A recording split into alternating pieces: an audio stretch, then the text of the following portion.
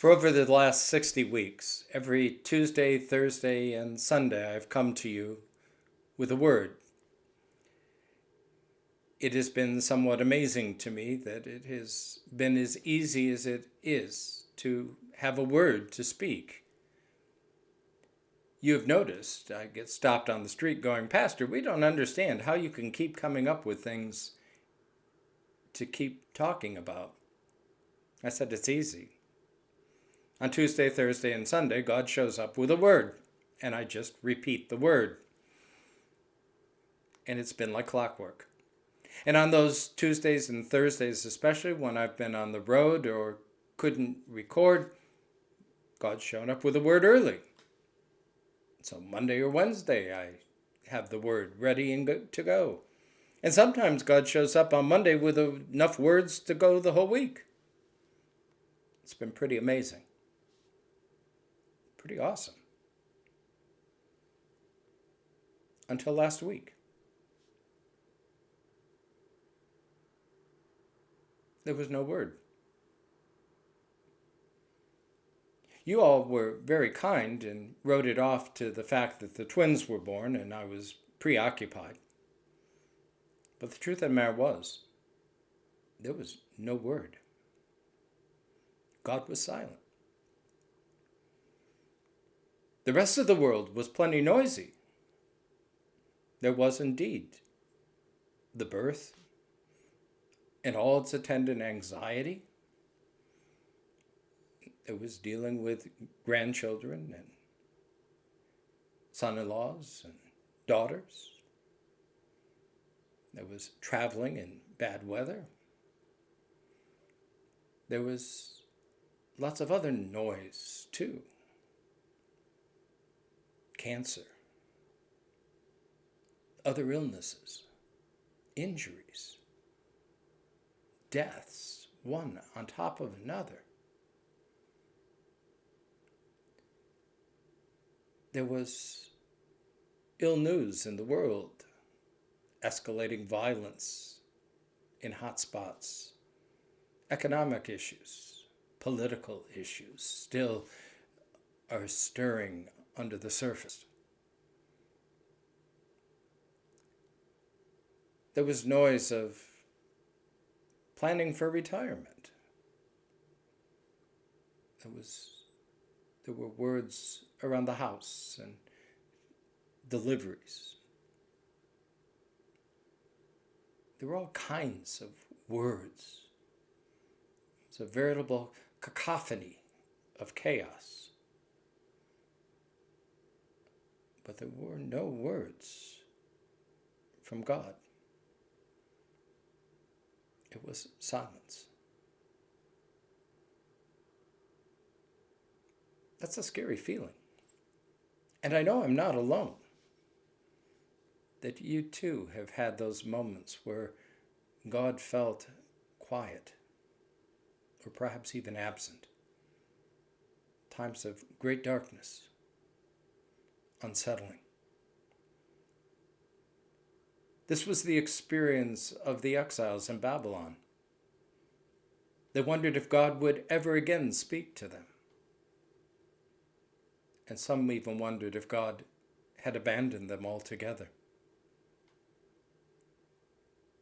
Their cries went up, "Lord, how long?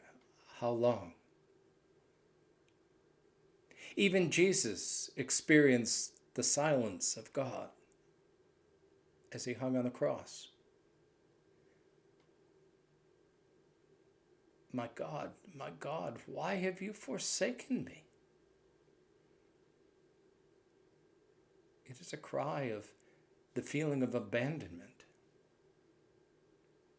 a feeling we have all experienced and know far too well. The silence of God. And yet, the spiritual writers over the years will remind us again and again that particularly in those moments of God's silence and apparent absence, God is actually close at hand, calling us to listen, to listen in new ways, to hear his voice in unexpected places. It may indeed come in the silence. It may come from somebody's post on the internet. It may be a text or a phone call. It may be a visit. It may be an incredible morning sunrise or sunset or a quiet walk in the woods. We don't know where God will speak in the midst of so many words. We need to be patient and attentive, listening even more carefully in these times. One of the things I discovered last week in the silence was I'd let loose a lot of words. Probably words that I needed to share with God. They weren't comfortable words at all, but in the midst of silence, they seemed to tumble and pour out. It helped. It's what the ancients called lament, a response to the silence, a reminder of the presence of God. O God, why are you silent? I cannot hear your voice. The proud and strong and violent all claim you and rejoice. You promised you would hold me with tenderness and care.